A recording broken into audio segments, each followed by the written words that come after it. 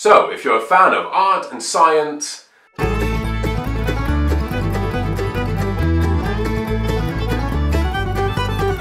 the following is an interview I conducted with two former instructors of mine, Jeff Leake, an artist, and Bill Griesar, a neuroscientist.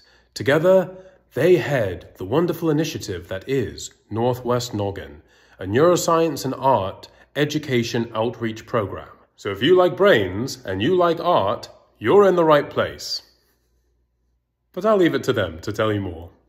Hello, welcome back to the channel. Today, a very special interview with two very special guests. Jeff, Bill, hello. I'll let you two introduce yourselves. So, who are you? Why do I know you? And what do you have to tell us today? Hi, Austin. Thank you so much for inviting us. My name is Bill Griesar, and I teach neuroscience at Portland State University, along with my colleague, Jeff Leake. Jeff, do you want to introduce yourself? Yeah, so I'm Jeff Leake, and I also teach up at Portland State University along with Bill. In fact, he and I teach several art and neuroscience classes together. And I myself am an artist, not a neuroscientist, but we started Northwest Noggin, 10 years ago now. So and it's a decade, yes. Yeah. And it's a nonprofit. And basically we bring our students, many of them who are involved in research labs studying neuroscience, with federal funds, a lot of undergraduates who are studying neuroscience, but also a tremendous number of artists. And sometimes those are the same people, actually. They're artists and they're also interested in neuroscience. And we bring real, actually human brains, extra human brains. Like there's one over here, like sitting on this bookshelf, and also art projects. And Jeff can go into more detail on these, but we make neurons out of pipe cleaners and actually found objects as well. And we've met with over 50,000, K-12 students, incarcerated youth, with houseless youth. We like to go places, public schools, places that don't get a lot of access to, the kind of information that, our federal government is investing in terms of research on the brain and behavior. And yet this is all information that all of us have, contributed to the funding of. So we believe we really have a requirement actually to go out there, and share it. And, the thing we love about it also is that we learn so much by actually going places and kind of asking what people already know and what they're interested in knowing about. We're very much not fans of what some institutions like to call in-reach, where they bring people from afar, like into their, campus environment or lab environment or something like that, or museum environment, et cetera. Part of this, they bring people in where they're comfortable, but not the people that they're bringing in. And so it's better to sort of discombobulate ourselves, be challenged, learn something. And see where the stories that we've got from labs and like classrooms actually intersect with the stories that people bring us. So, absolutely. So this great project, Northwest Noggin, this is art and science in action and being brought to people, right? Jeff, do you want to? Yeah, it is. Yeah, it is actually. It's a way of sort of connecting a lot of different sort of people who may not normally sort of interact with each other, because we have professionals in art, in neuroscience that we'll bring in. We have undergraduates and graduate students from the universities that we work with, both art universities and PSU, OHSU. So they come from a lot of different places, and then also we bring in people from the our own communities. So and those could be K through 12 students. We work with homeless youth sometimes, and then sometimes we just present things to the public at large, just because, I think at a certain level, we're all interested in who we are and what makes us, who we are. And so Absolutely. How did it start, by the way? Because I was a volunteer with Northwest Noggin for a while. A couple of very happy years I spent volunteering with you. But yeah, take us back. What was the impetus to start it? I mean, these are the things that it's achieved, and these are the things that you do. So what does the beginning look like, though? So it was 10 years ago, right, Jeff? And we both had kids who were in middle school at the time. And they were at a school in Northeast Portland, Oregon. And we met each other basically on the playground, and we were like wondering, like over the summer, like what should we do with our kids? Because we had to work. We were both adjunct faculty, so we were teaching at multiple institutions at the time, and we were like looking at various programs that would give them exposure to science or to art and things like that. But they were very expensive programs. I mean, it was beyond our ability to afford them, and as it is for so many people. There's a fancy kind of program called Saturday Academy. That you have to pay a lot of money for. There's a big science museum in Portland called the Oregon Museum of Science and Industry, but their programs are very expensive as well. So we said, here we are at this public school in Northeast Portland. And they had a program called the Sun program, Schools Uniting Neighborhoods. And it was a county-funded program. And it was designed to provide, meals and also some programming, but it was largely sort of sports programming and things like that for kids during the summer. So parents could drop their kids off. And the summer was totally free for everybody. And we sort of just approached them and said, hey, we'd love to bring some of our students who were interested in doing this too, and letting sort of knowledge serve, right? Like going back into the community. And getting excited about the stuff that they're learning, and they loved this idea. And so we had about 20 students, I think, that first year. We were there like Monday through Thursday for 4 weeks, and the kids didn't have to show up, to our event. They could do some other activities. We had everybody kept piling in. They loved it because we brought like real extra human brains that they could sort of hold and examine, and it spurs tremendous questioning. We had lots of art projects. It was terrific. And then that expanded. Like the next year, they wanted us at 3 different schools, and then at 5 different schools.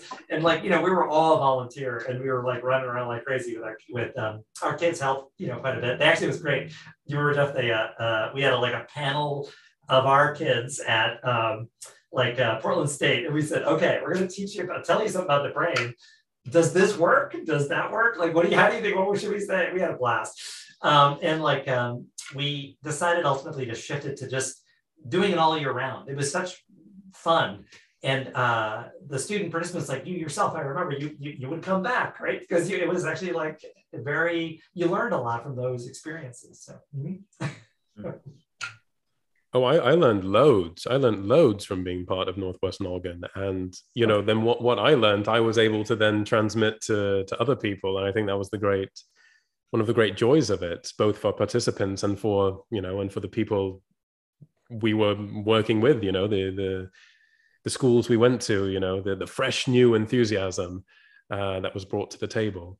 And, beautiful and fun and engaging art projects. And then, like you said, real human brains. I remember looking at kids' faces when you hand them a brain and they go, whoa, what? This is real? Yep, exactly. Yeah, quite engaging is. There's something there's something super powerful about that moment in some ways too, because we know from neuroscience research too, like when there's something really novel and kind of unexpected, like there's like this sort of change in how our brains are operating. Like you're much more open to kind of like engaging, kind of unfiltered. Like like a lot of kids in classes, that sometimes they don't want to speak up or ask a question because they're very aware of like what other people are looking at them and sort of judging, or they feel that way. But like when that's happening, there's no stopping anybody. There's like the questions spill out. They're like, oh my goodness. And I think at that moment we're more like we're listening more and like absorbing more. So they're very powerful moments. Yeah, and then the visually titillating and visually exciting art projects, you know, hands-on building things too, right? I think Jeff, you can attest to this, that's something about that is also, I think, quite magical for the and I learning think process. It's actually a pretty fundamental way for us to learn about things and to actually explore kind of our world. And so, you know, we try and give people some, you know, these, you know, sometimes complex concepts in a way that they can sort of explore them rather than have to worry about like, oh, I got to, you know, remember this. I gotta, you know, I gotta get the right answer on the test coming up or something. But they're able to explore them in a way often that is relevant to themselves. So, and I think that's important. And I think it actually is. I mean, I think that's a pretty legitimate way to actually learn. So, certainly, I remember we had some very young people, very, very young, like 5 years old. There was this, there was some sort of kindergarten we went to. And I remember that the teacher ahead of time had sort of code names for the different parts of the brain and various, you know, brain art projects that had been done, I think, beforehand as well. And then when we got there, we were sort of just for fun, quizzing them a bit on the names. And I think, Bill, at one point you asked, you know, we had like, the hippocampus was the memory saver, I believe. And you asked, does anyone remember the long name for the memory saver? And this little girl just like buries her head and then pokes up and goes, hippocampus. And, you know, like, so things like that really stuck out to me as a volunteer. That's a powerful memory for all of us, right? Yeah. And at the same time, as the brains were being brought out and, you know, all this beautiful art's on the wall, and then this kid comes up to me and says that his friend had her tonsils taken out and that maybe she could donate them to us to teach people. That's pretty amazing. Yeah, there's something really powerful. There's a sense of community that you kind of build in those classroom spaces, and regardless of the age. And but that's actually kind of a cool aspect of what we do too, right? It's like many different age groups. We have graduate students and postdocs. We have faculty, right? We have undergraduates. We have K-12. So they're all sort of coming together and excited about the brain and research on the brain and understanding, you know, how we operate the way we do, why we think the way we do, why we perceive things, right? I think that's powerful. When I think too, you know, our one of the things we always try to do is we when we come into a space, you know, we want to know what they're interested in. So, you know, their questions really kind of drive what happens, and especially those young kids, that they have the best questions I think that we ever hear. You know, there's such a natural kind of curiosity, you know, about all of it, you know, especially like, why did you bring brains to us, you know? So and where did you get where did you get those? Yes, I do remember that. To go back to that kid who thought about donating his friend's tonsils, he said, you know how these brains, you said the people who they were their brains, they didn't need them anymore, right? Yes, exactly.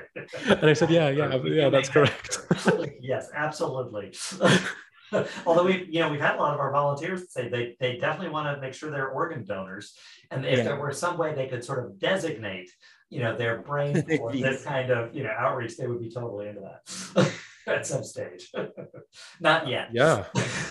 Not anytime. Well, it's a great idea well, exactly. You know, I'm not going to need my brain after that moment. So. After it's done, it'd be fun to have, like, you know, kids picking you up all the time. Yep. Absolutely. What a good use.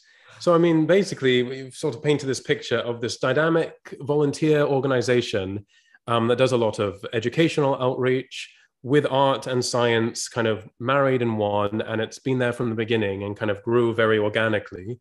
Your catchphrase is what? Growing in what was it? Growing in networks. Growing in networks. Actually, we were I remember at Madison High School. That was the second year, I think, where we had like 3 sites, and Madison High School in Portland was one of them.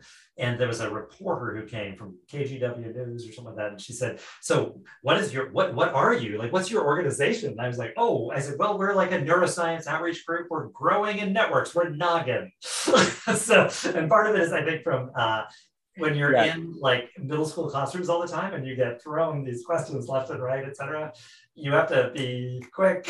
You really just have to. So she was, and I remember she also she said like, "Oh, do you guys have a card?" We had no card, and she goes, "Do you have a website?" And I said, "Oh, sure." I said, I'll send it to you." And so I got her card, and several of our students said, "We'll put a website together." And they put it together by the afternoon, so we had something up there at least that they could reference in their show. Absolutely. So it's worth mentioning, of course, the name comes from the fact that this is an organization from the northwest of the United States, and that noggin is, of course, a slang word for head, but also kind of brain, use your noggin, use your thinking capacities, right? Your cognitive capacities, use your noggin. So it was the perfect name, really, to come out of a Pacific Northwest US neuroscience and art-based outreach program. We're also entirely nonprofit, and we're entirely volunteer. So we are always like, the materials that we create, the projects that we put together, we have them all available on our website, actually, nwnoggin.org, and anybody can access them. And we encourage people to do your own noggin, like do this same sort of thing, around the country and around the world. Because it's it's a terrific way to learn about your community, right? And actually sort of share the work that you're excited about with people in your community. Learn how to talk about the research in ways that are actually accessible, like where people can understand what it is you're saying. Learn to listen. I'm sorry. And it is too, because what we found through doing that is that, you don't need to wait until you get institutional support. You can do things on your own. You can, people and you can get them together and say like, "Hey, let's go out into our community and do this," So it is, like Bill was mentioning, it's a sort of shoestring budget, but there's a lot of freedom in that too. So, we've actually had some really good success, for example, sort of getting sort of short-term grants and things like that to go, do outreach experiences in various places. And also through a partnership with the Portland Alcohol Research Center at OHSU. They've been absolutely terrific, sort of funding, 3D printers. Like we can put together these pretty remarkable, a very fancy 3D printer now. And like art supplies and pipe cleaners and all that kind of stuff. So and part of it is the students seem sort of endlessly interested in joining. Like, it's kind of funny. Like we are always like, okay, we're going to Fort Vancouver High School at 7:15 a.m. Who's going to show up? And we get like 20 people signed up for this. I'm just like, that's kind of incredible. Well, I think they're pretty meaningful experiences. So in a lot of ways, Absolutely. Austin, do you want to see some images? I've got some pictures and stuff like that I can show. Absolutely. Go ahead and show some images. Okay, I can just show you here. Let's see. So this is our, we're about to talk about Noggin a little bit at a Portland State University event later. So we just prepared a couple of slides here, but they just have some images here. So these are, pictures from various K-12 schools around the Pacific Northwest. And this is kind of like what it looks like when we're, these are some of our volunteers, like students from Portland State, from other area campuses, from OHSU, things like that. And here, this is a pipe cleaner neuron, right? These kids are utterly fascinated by, and they're making their own. And this is, these are some of the art projects that we do. Jeff, I don't know if you want to describe the found art or found object neuron project. Oh yeah. That was actually an interesting project for us because it was in a way, it was kind of born out of our need to adapt to doing things remotely when COVID hit. And so, we were really thinking about like, well, how do we translate some of these things? You know, how do we get people to get their hands in something when we don't necessarily know what materials they have available? And so we were thinking about this sort of assemblage process of making a neuron out of the things that you had around you. And what was really interesting is what ended up happening is that people will make these neurons out of things that say something about themselves, you know, that reflect their interests and their experiences. And so we almost ended up getting kind of a self-portrait as neuron, you know, sort of out of this, which is actually really fascinating. And there's just some amazing and creative things that people have done with it. So it was, the project was a lot of fun. I like, for example, like this one here is somebody who was interested and worked in sort of the fishing industry in the Northwest and stuff like that. And it was an opportunity to actually teach us something about jigging and about fishing, while at the same time sort of illustrating the various, you know, components and functions of a neuron. And, you know, we did Spirit Mountain Community Fund outreach with kind of tribal majority schools in Oregon, in rural Oregon. And this was gifted to us. This is a neuron that was done with traditional sort of Silhouette beadwork, but on a piece of leather that had been tanned by the animal's own brain. So there are a lot of really interesting kinds of, you know, connections that you sort of make. You know, kids have, like, there's some amazing neurons that people created, you know, out of, you know, various things that they had basically on hand, and different kinds of cells. And wow, it was super fun. I know some of these are kind of cool. Absolutely. I would really encourage anyone watching or listening to this to indeed go to the Northwest Noggin website. Of course, I'll put info in the description below. And then they can check, you at home can check all of this out. And I was going to say, what we decided was that, you know, and what I think really excites our students a lot too, and excites us, is that, you know, we have lots of students who are studying neuroscience and are doing research that's federally funded research in the United States on sleep in the brain, right? Anxiety in the brain, depression in the brain, ADHD in the brain, autism, et cetera. All these things have, you know, significant relevance and sort of fascination and interest for all of us. I mean, we're interested in why we don't sleep, maybe, or how to get better sleep, or, you know, what do drugs do? Where are these racial biases and other biases? You know, how can you challenge and change some of these things in the brain? So by, you know, taking folks out into these community spaces and having them explain who they are and what they're studying, boy, it just, the interest and the questions that come out from that is palpable and powerful. And, you know, we all pay for this research. So part of it is it has always bugged us that, like, you know, to get access to it, you have to pay for educational programs, or you have to pay a journal, you know, to get access to research that you already funded. Right now, it's annoying us that you have to pay, you know, to drug companies, you know, for the vaccinations, like, or the information about vaccinations that we all publicly funded. So, I mean, we actually do feel we need to get out there, and it's sort of contingent upon us to share, you know, this kind of information, because my education as a graduate student in neuroscience was paid for by the federal government. So, I mean, I'd like to give something back. And then, you know, these connections really are powerful. You have greater understanding, more support, more public, it builds public support for research.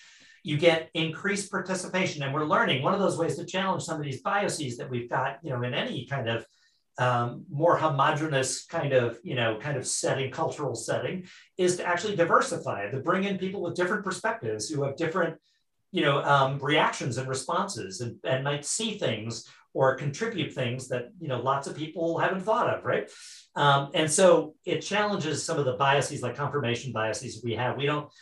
If we have a department, for example, or a student body that all looks very similar or something, it has similar kinds of experiences, you may not come up with really interesting ideas or challenge, you know, things that need challenging. And it's a lot of fun. So Jeff, I don't know if you want to talk a little bit about why art and brains again. I mean, you did a bit. Yeah, but... I did already a bit. One of the things I didn't mention, is that aspect of empathy, which, in terms of, especially when you see things like the found object neurons that people were making, when you present something that really says something about who you are, where you're coming from, your experiences and your interests, there's a real connection there with other people, a really kind of more visceral dialogue, and that really engenders a kind of a sense of empathy, between us, and I think in part, at least, a lot of what we do is really about just connecting with each other. So I think that's a wonderful, wonderful message to end on, actually.